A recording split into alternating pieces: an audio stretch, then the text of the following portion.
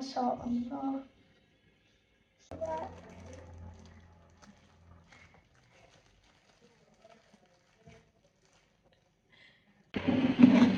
هلو، رمضان كريم يا حلوين. بعرف انا مقصرة معكم كتير، وكل سنة بحضر لكم وصفات طيبة وبيكون عم نعمل اشياء طيبة تحضيرات قبل رمضان وبرمضان كمان. بس السنة كتير انضغطت وكنت كتير معجوقة، كرمال هيك ما قدرت احضر لكم اشياء بيفور رمضان. بس ان شاء الله هلا رح جرب اني استمر معكم بوصفات الحلو الطيبة والسهلة خلال شهر رمضان المبارك. فاول اكلة حلو رح نحضرها معكم هي من اكلات الحلو المفضلة عندي، وكمان ميلا بتحبها كتير. شو بدنا نعمل يا ميلا؟ حلاوة الجبن. اوكي يلا نبلش. مقاديرها كتير سهلة، تفاصيلها كتير سهلة. جبت الغاز لقدامنا على الطاولة. اول شي رح نعمله انه رح نحضر القشطة عشان تبرد، لما بدنا نحضر حلاوة الجبن تكون باردة ونلفها دغري. حطينا القشطة. سوري مامي. اوكي بنخلي هلا الحليب يغلي. فيكم تعملوها بحليب بودرة. اكل. ايه هيدا اكل. فيكم تعملوها بحليب بودرة وفيكم تعملوها بحليب سائل، وانا بفضل انه تنعمل بحليب كامل الدسم. اوكي يعني حليب طبيعي مش بودرة ومش هالقصص. محمس تذوقي حلاوة الجبن؟ متذكريتها؟ هذيك المرة أكلناها. ميلا ما كانت تاكل قشطة أبدا ولا شي من مشتقات الجبنة واللبنة، بعدين صرت حمسها شجعها شوي تعودت عليهم. بس بلش يغلي الحليب ما بنخليه يفور دغري. شو بنعمل؟ بنقرشه، يعني بنخلي الحليب يصير قريشة من خلال الخل. أنا بحب استعمل الخل، ما بحب استعمل الحامض، وما بنكتر. اوكي كمية قليلة. بسم الله الرحمن الرحيم. اوكي هلا بنحرك شوي نبلش نقرش الحليب دغري بيفصل عن بعضه، يطلع عنا قريشة. تمام، شوفوا كتير واضحة. شايفين كيف فصل عن بعضه؟ هيدا المطلوب. هلا رح نصفيها. بس رح فرجيكم كيف بدي صفيها. هاي الطنجرة الثانية الكمية دي تفضل. صفيتها منيح. هلا بنزلهم بالطنجرة. بالعادة أنا بعمل قشطة على جنب وبعمل لهم ميكس. بس اليوم شو هيدا يا ميلا؟ قشطة. اليوم عبالي استعمل قشطة جاهزة لأنه مرة جربتها وكتير حبيتها، كرمال هيك رح استعملها. هلا هي ما لازم تكون هالقد، يعني كتير هيك حسيتها مرخية، بس أنا ما بيأثر. قادرة. أنا رح أعملها بالميكسر. أوكي رح نستعمل الميكسر. بسم الله. فرجيكم القوام ما شاء الله. شايفين قوام القشطة يلي بنجيبها؟ شوفوا بسم الله. القوام بيجنن. نار خفيفة.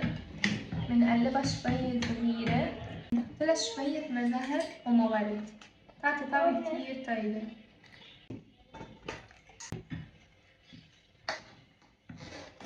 رح نشيلها على التكريمات نبردها بالبراد. هلا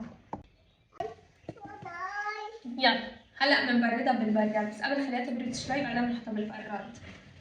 تمام. نستعملها لحلاوة الجبن، واكيد حنستعملها بعد لاشياء تانية، بس فيكم تستعملوها لكل انواع الحلويات، حتى الحلويات يعني مثل هريسه بقشطه مثلا بتحضروا القشطه بتحطوها بقلبها. هلا رح نحضر عجينه حلاوه الجبن. هيدي العجينه على المقادير تماما ب3 كوبايات مي. بننزل الكوب تدريجيا وبنحرك.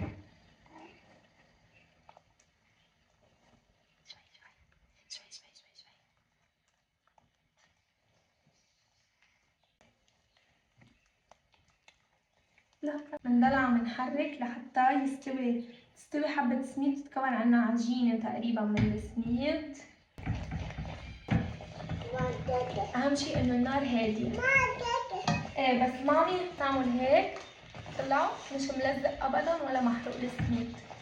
نشفنا المي من السميد على الاخر تقريبا، وهلا رح نضيف الموزاريلا. اوكي، فيكم تستعملوا عكاوي محلايه وفيكم تستعملوا موزاريلا، بس انا موزاريلا.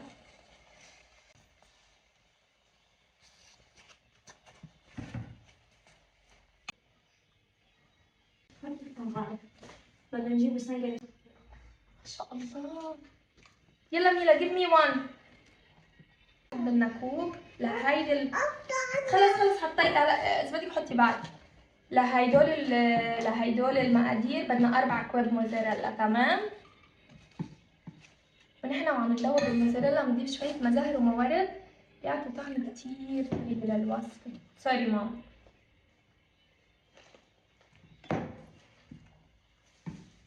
جميلة ما شاء الله.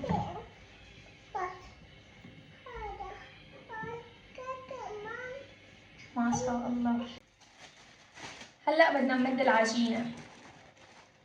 لازم يكون عندكم قطر بارد. انا بعد ما حضرت القطر تبعي، بس عندي قطر بارد.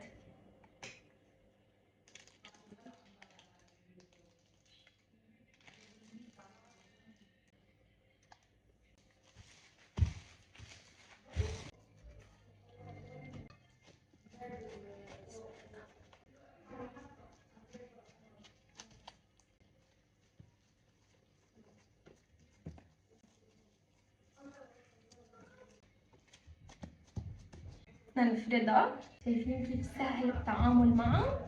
بدي اجرب افردها بطريقه ما نخسر كتير من اطرافها، بس لان احنا نخسرهم بنحط فوقيهم قشطه. اكيد ما في شي بينكب اوف كورس.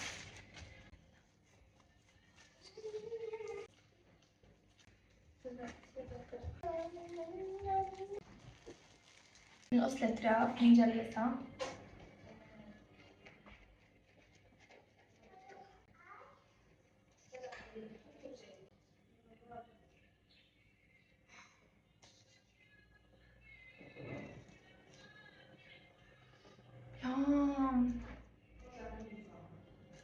رح نحطهم على جنب. هلا بنحطهم بالصحن اخر شي. شايفين العجينة هيك لازم تكون ان شاء الله.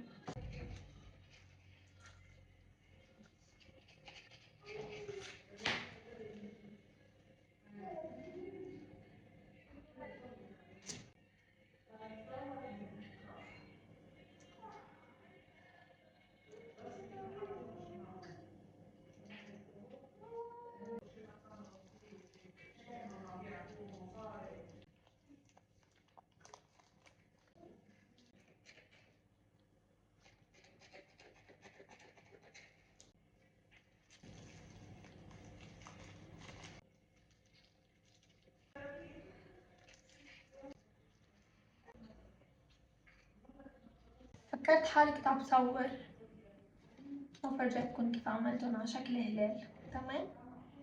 حطيتهم بالصحن. This one also. اوكي، هلا رح نزين بالفستق الحلبي.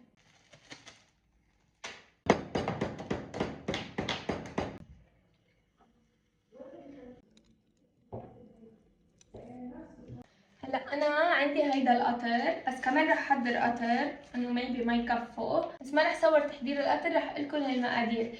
لكل كوبين سكر بنحط كوب مي، بنخليهم يغلوا على النار، بعدين بنخفف النار. وانا شخصيا عصرة حامض خفيفة بمزهر وموارد فقط لا غير، تمام؟ والمزهر والموارد بنحطهم قبل ما نطفي النار بدقيقتين عشان ما تروح طعمتهم، وبنترك القطر.